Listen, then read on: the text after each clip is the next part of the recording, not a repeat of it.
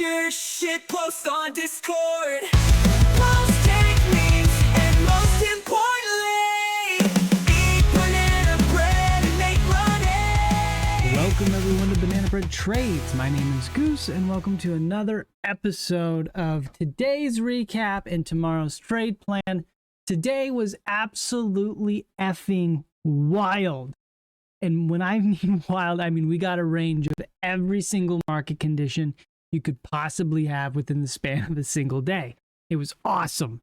But also it sucked at the beginning because today started off with the tightest range and lowest volume you can ever expect to see on ES and NQ. I mean, it was tight. Initial balance for ES was 7 points. That is incredibly tight. NQ was around 20 points. I mean, it was really, really tight. And I actually started off the day pretty much at break even. I had a long right off the bat out of the gate, out of opening range with both ES and NQ, thinking that, you know, we were going to break out this morning. Everything was really bullish. Everything looked good. So I took the opening range breakout trade on both ES and NQ. NQ luckily moved enough. I was able to get my core off at least, but then that ended up getting break even. And then on ES, sadly, we ended up taking a stop because it just never went anywhere. And then it ended up selling off pretty hard. Let's flip over to our 15-minute chart and look at this. So this morning, like I said, it was incredibly, incredibly tight. We opened up around here at 8:30. It got a quick bid out of opening range. I got long. And then we just didn't go anywhere. I mean, we bid up from what, 39 to 45. So at most, I would have been up 5 to 6 points in profit on ES. That's nothing. So really, it was pretty tough. It ended up selling. I took a stop on ES. My stop was 5 points. So I was down on ES. I was up on NQ because we were able to get our core off. So in all reality, we were kind of sitting around break even, a little bit in profit, but it was just kind of disappointing. So we ended up having this huge sell in the afternoon, and this was due to the FOMC minutes release. And I won't lie to you, it took me by surprise how big this sell ended up actually being. But I believe it's more just from the case of the volume was so low.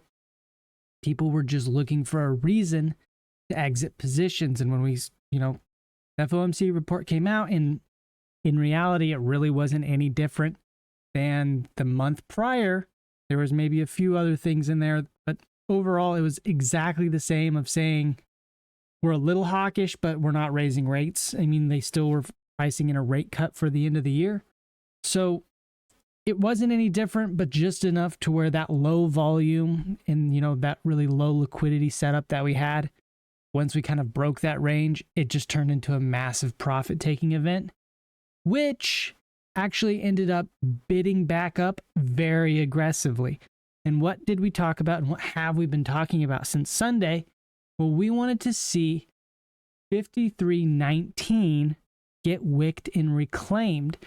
And I'm going to tell you, I didn't take the initial wick of 53.19. This whole situation right here was extremely volatile. I wasn't stepping into the way of that.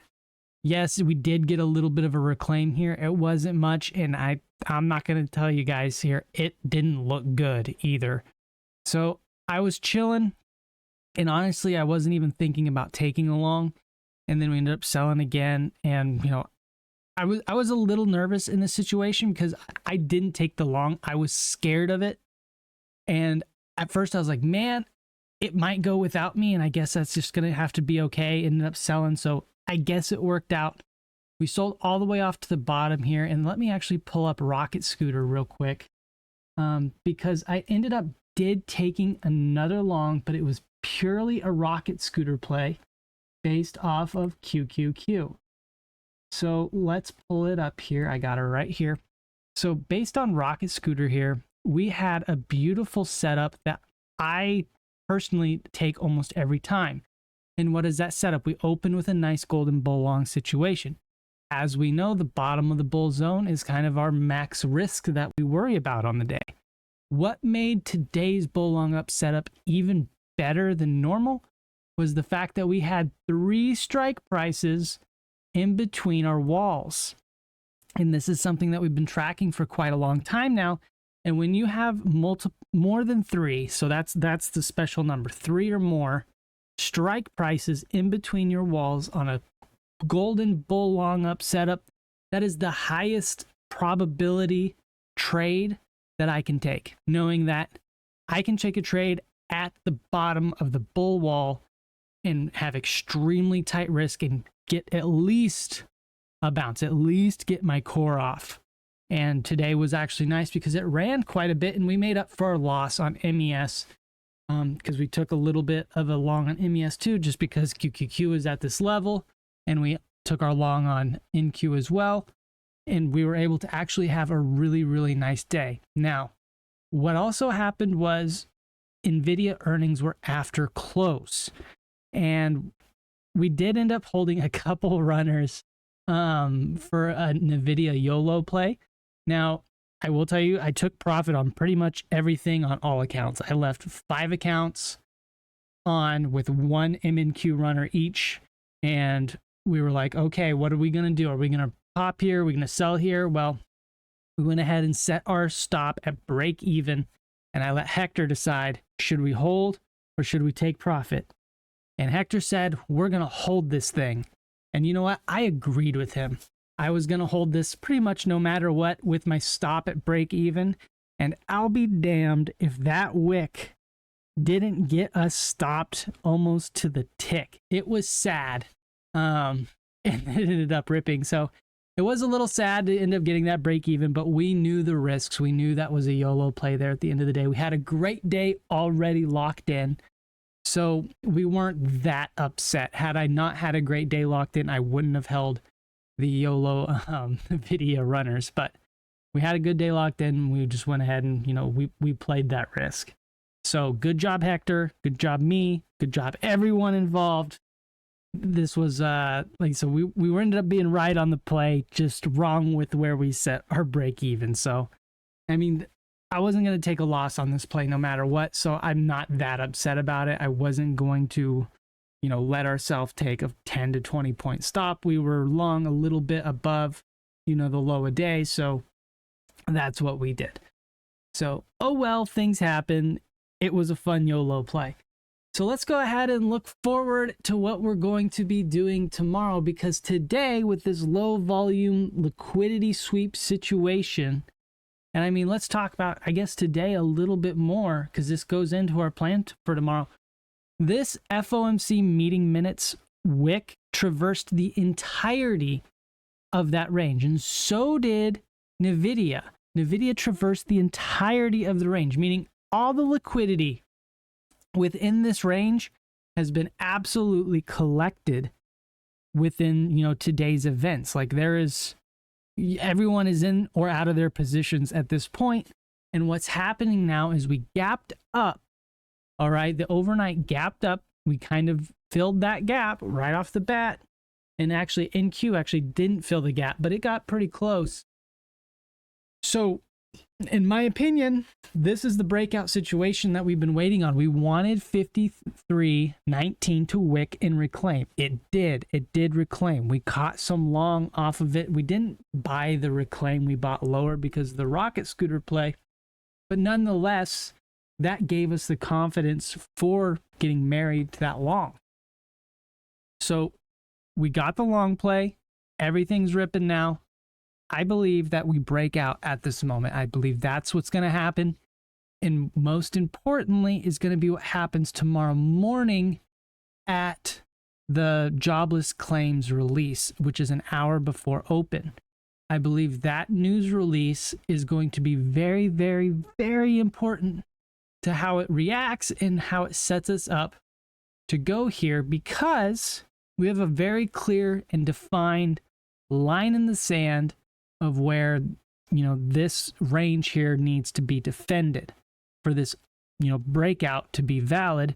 And that is going to be this overnight gap / today's close. So where is that overnight gap / today's close? Well, it's going to be at, I guess we have NVIDIA as well, but this level down here at 53.32, which we have, marked out here at the top of this white zone.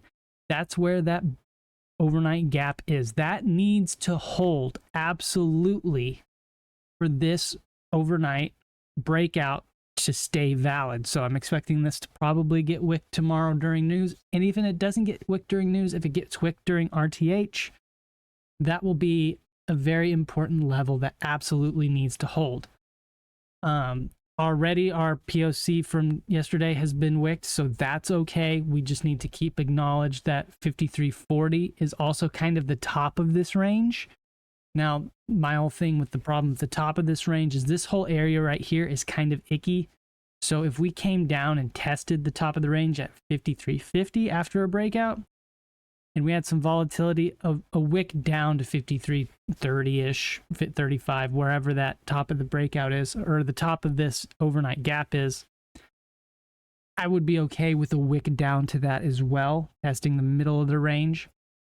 But yeah, my opinion is right now we're breaking out, and our plan for tomorrow will be to watch and make sure this breakout holds. And if this breakout holds, we'll be catching continuation longs.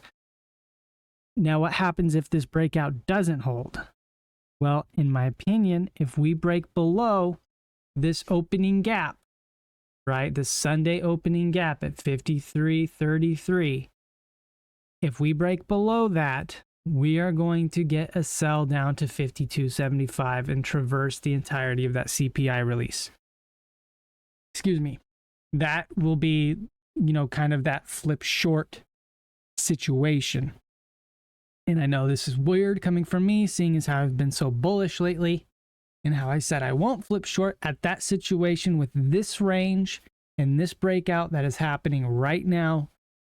I will probably flip short if we lose 53.33 and fail to reclaim. Now, that's the whole important point there is we can wick 53.33. We need to fail to reclaim that level. And at that point, I don't think the bottom of this range holds. The bottom of this range being down here at 53.05, 5300. I don't think the bottom of that holds, and we retrace all the way down to 52.75 or even 52.50. So this 53.33 level has really become a very important line in the sand. So let's go ahead and mark him out as well. Now, let's see here. Do I have a horizontal ray? I sure do. We're going to mark out 53.33, and we're going to make it thick. We're going to make it 4 points thick, and we're going to make it bright. What color should we make this, guys? We don't want to make it yellow because that's our POC. I'll make it bright red. So this is an extremely, extremely important level that we are going to need to watch tomorrow. Like I said, the top of this range area here, we don't need to have this wicked. If we're showing clear support or Rocket Scooter shows the bottom being somewhere up in here, I'm okay with taking continuation longs as long as 53.33 is either held or reclaimed. So that's kind of our plan for tomorrow. Under that, we get very scared and start considering shorts if it doesn't reclaim. I'm not longing under 53.33. So that's pretty much what we're looking for tomorrow. I'll draw up some new lines here as well. I guess we could kind of just move this up to here. And there we go. That's exactly what we want right there. And if that fails, we revert back to this situation right here, which would also stay the same. So that's what we got. There we go. That's our new plan right there. So we're wanting to see, this 53.33 level hold, and I'm okay with taking longs, like I said, above here as long as this is holding. I'm not longing the breakout itself. I'm longing the confirmation that the breakout is holding. So if this ends up, rocketing up a whole bunch of points here like that, I'm not getting long until it is retested, if that makes any sense. So that's what we're looking at right there. And the reason I'm saying this as well is because I've already taken some long on NQ as well. Let's flip over to NQ. So NQ, we opened with this opening gap, right? We got long when we showed support at all-time highs. There was some good buying coming in.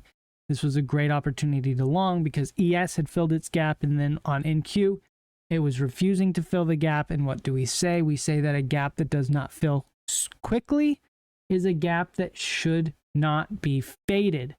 And exactly what we did there is we ended up getting long. So right here, we waited until open happened and it did its thing, and we were not filling this gap. At this point, ES did fill its gap, and then we saw some buyers come in. We got long to M and Q.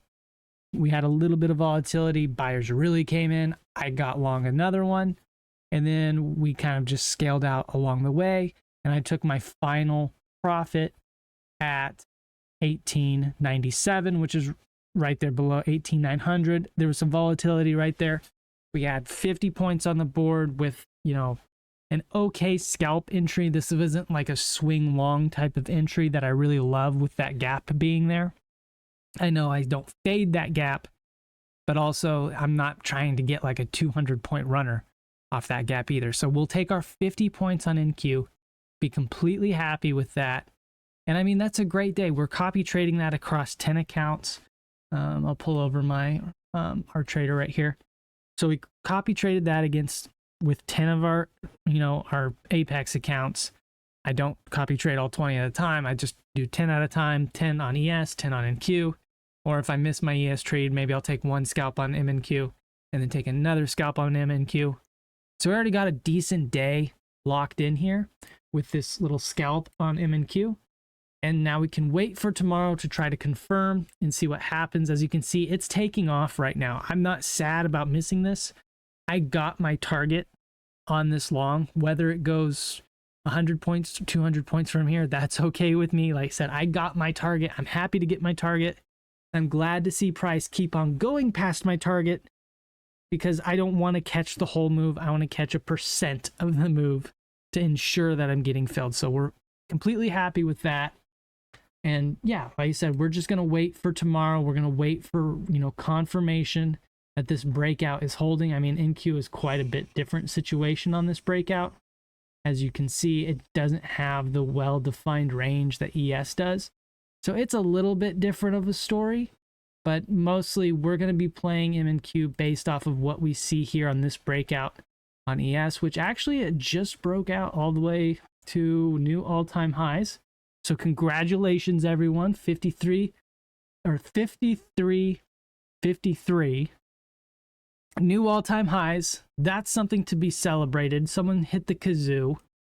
And yeah, we'll wait and see what this does overnight. We'll see what jobless claims look like in the morning, and then we'll see if we can catch some continuation long. So thank you guys all for watching. I appreciate every single one of you. Hector, good job today. And yeah, love all you guys. Stay safe tomorrow. Don't get liquidated. There will be good setups. Just be patient for them. And yeah, we'll see you guys tomorrow evening.